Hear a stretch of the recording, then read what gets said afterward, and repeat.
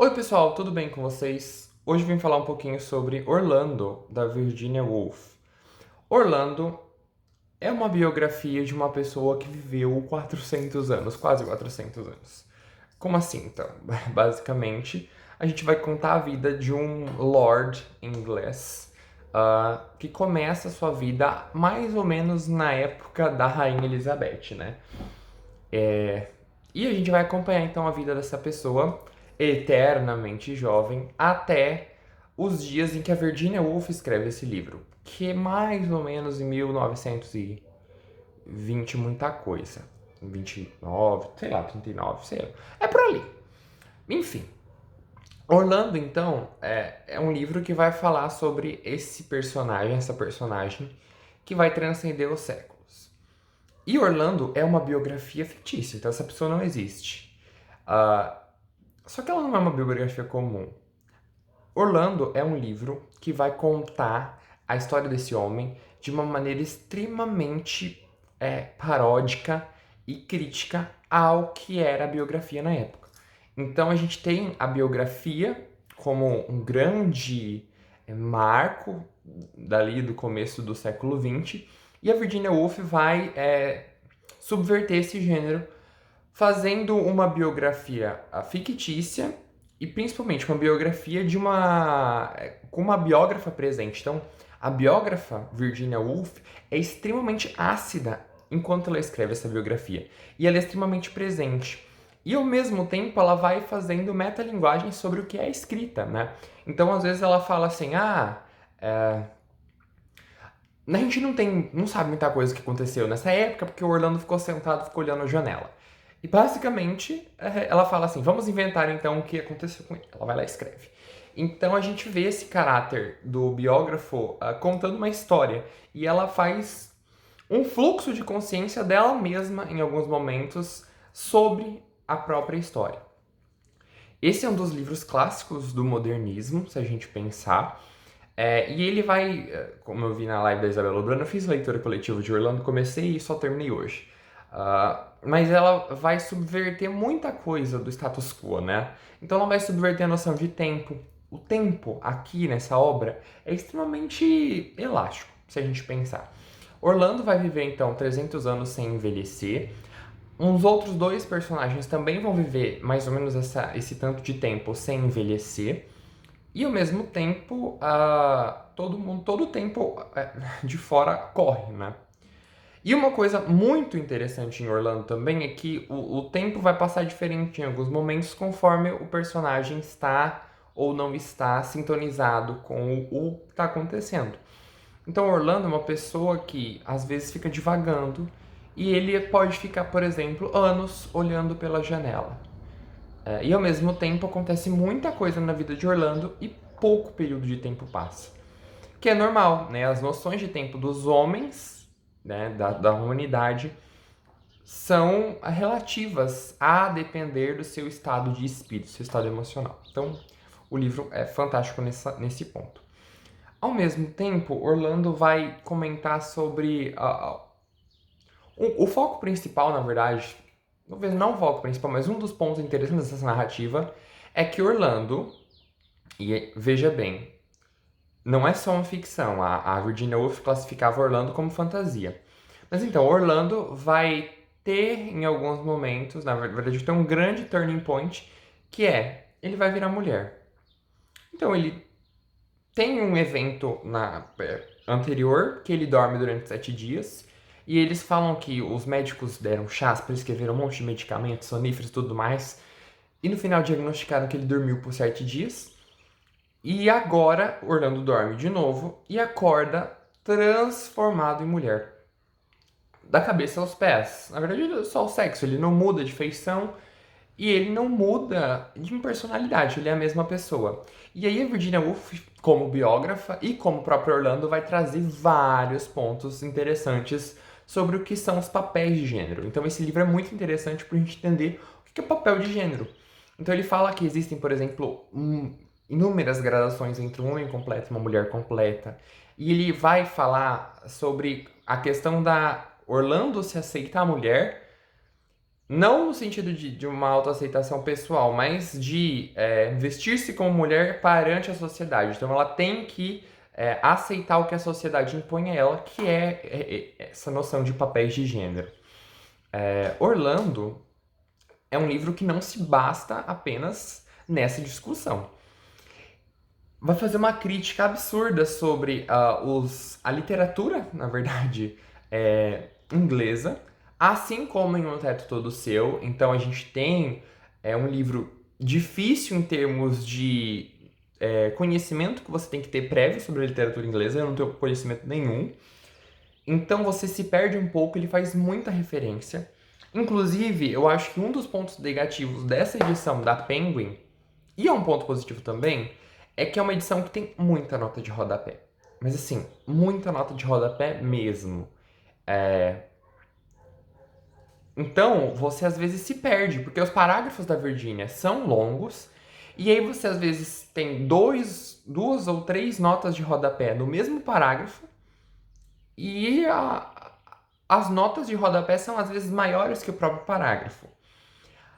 Em alguns pontos, as notas de rodapé são interessantes. Então, ela vai fazer algumas traduções de poesia, ela vai trazer paralelos sobre, por exemplo, quem são aquelas pessoas. O que acontece? A Virginia vai contar, então, a vida de Orlando a partir de uma noção bem interessante da sociedade. Então, ela vai trazer várias pessoas da época como personagens do livro com outro nome. Então, o tradutor, enfim, trouxe muitas notas explicando quem seriam aquelas pessoas. Isso é interessante. Mas ao mesmo tempo, a gente tem muitas notas de rodapé para coisas banais, assim. Como, por exemplo, falar tanto desse castelo que o Orlando vive. Então, é interessante também. Por que acontece? Orlando é, na verdade, uma amiga da Virginia Woolf, assim. Na vida real, a Virginia Woolf escreveu a biografia dessa amiga como Orlando. Então, é uma história meio cabisonha, assim. Você tem que ler a introdução, o pós-fácil e tudo mais. Mas, basicamente, a Virginia tinha uma amiga, que era uma admiração muito grande. E essa amiga era rica, era aristocrática. E aí, a Virginia vai escrever Orlando contando a vida dessa pessoa, da Vita Sackville West, que ela é extremamente rica, como Orlando. Então, a gente vai ter vários traços da própria Vita que são caracterizados na Orlando, enfim, dependendo do tempo que você está descrevendo. E essas caracterizações da Vita, olha, eu vou dizer para vocês, são interessantes, mas as notas de rodapé são muito pesadas. Então a gente tem vários pontos falando assim, não, porque obviamente está falando de Vita.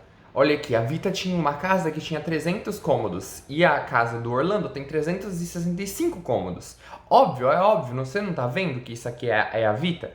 E assim, daria para sintetizar tudo isso ou num texto de apoio no início ou num texto de apoio no final, que é o que acaba tendo já. Então essas notas de rodapé elas se tornam extremamente excessivas, na minha opinião, tá? Torna a leitura um pouco mais cansativa. Orlando também vai ter. É um livro relativamente curto, mas ele é dividido em 6 grandes capítulos.